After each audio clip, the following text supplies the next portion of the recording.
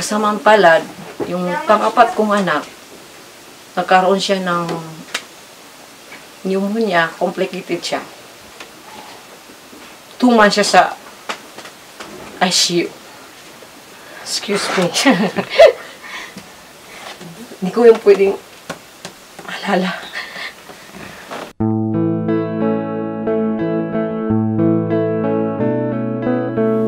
Isa ko paganay na tunganay kami ang mga didamag. Karaganan. Inatong paganay ron na basa kami kata na milenyo.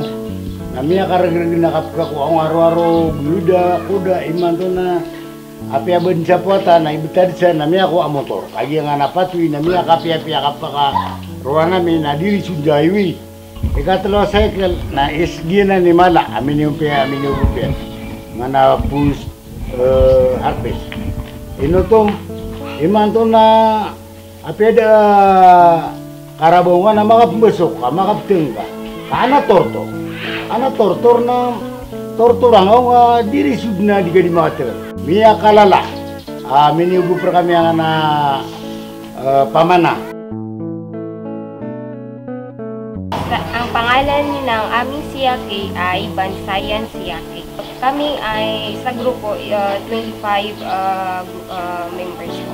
Dati po kasi yung mga beneficiary, malayo po yung pinupuntahan nila para bumili ng kanilang pang-araw-araw.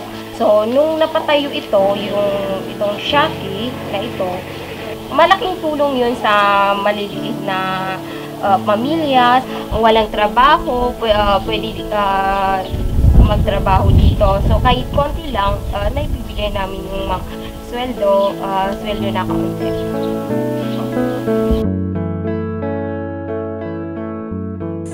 Ito pong trabaho, siyempre, hindi mo nag-aral, magsasaka lang, tumutulong sa mga magulang ko sa pagsasaka, sa pagtanim ng palay, sa pag-garden, sa mga lahat ng trabaho sa amin, tumutulong ako doon.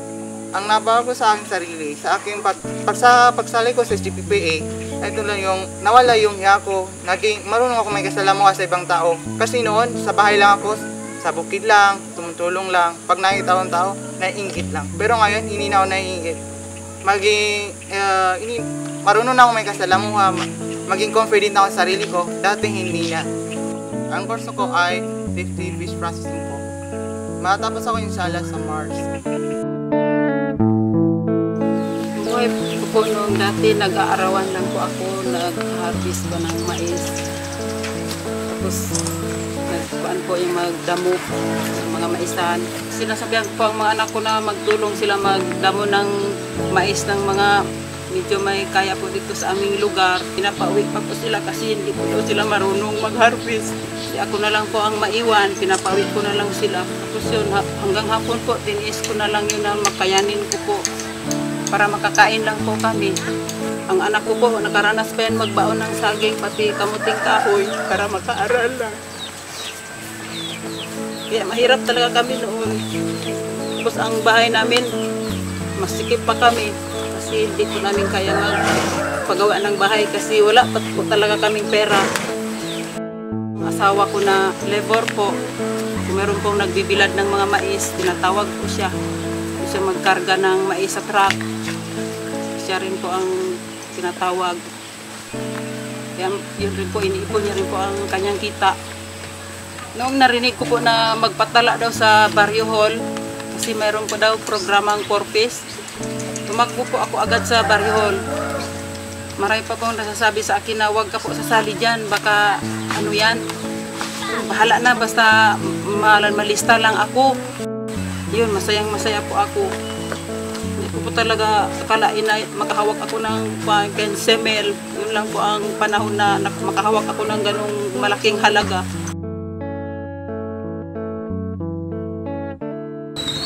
Tapos nakaaral po ang anak ko na panganay, naka-college na po siya ngayon.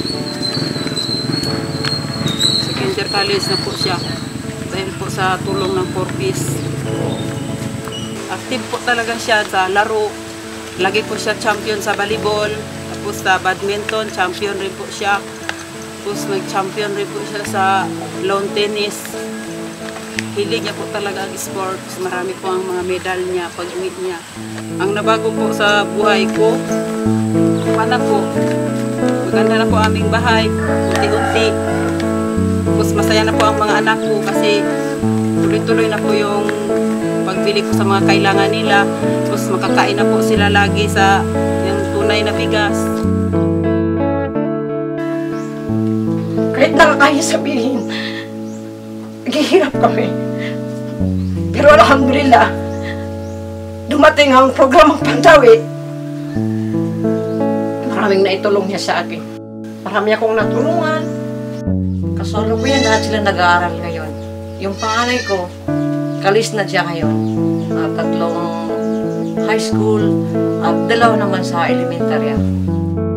Dahil sa programang Pantawi, naibigay ko sa kanila ang lahat na mga kailangan nila. Ito yung remembrance ko sa DSWD. Kahit lumiit na, hindi ko pinakawalan, hindi tinapon. Remembrance ko yan sa Children Congress. Noong dumala kami ng anak ko. Nanalo siya sa tula. Salamat sa Pantawi. Natuto ako mag-volunteer. Barangay health worker ako. Marami akong natutulungan dito. Yung mga may sakit na high blood. Minsan nagkakansiling ako sa family planning, yung mga mother.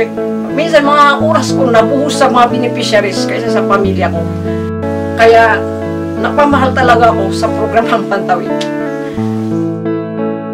Maraming changes sa sitwasyon naman ng mga families na beneficiaries ng household.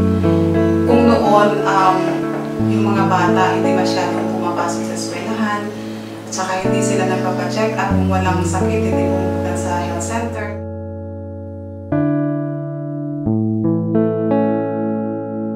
Nung nagkaroon tayo ng Pantawid Pamilya, nagpupusa na silang pupunta sa eskwelahan kasi isa yun sa mga conditionalities ng program natin. Ang buntis na nanay, pumupunta natin sa clinic for check-up. Plus yung attendance pa nila sa family development sessions kasi isa rin yun sa mga conditionalities ng program. May improvement tayo ng social welfare and development, well-being ng mga beneficiaries ng household natin.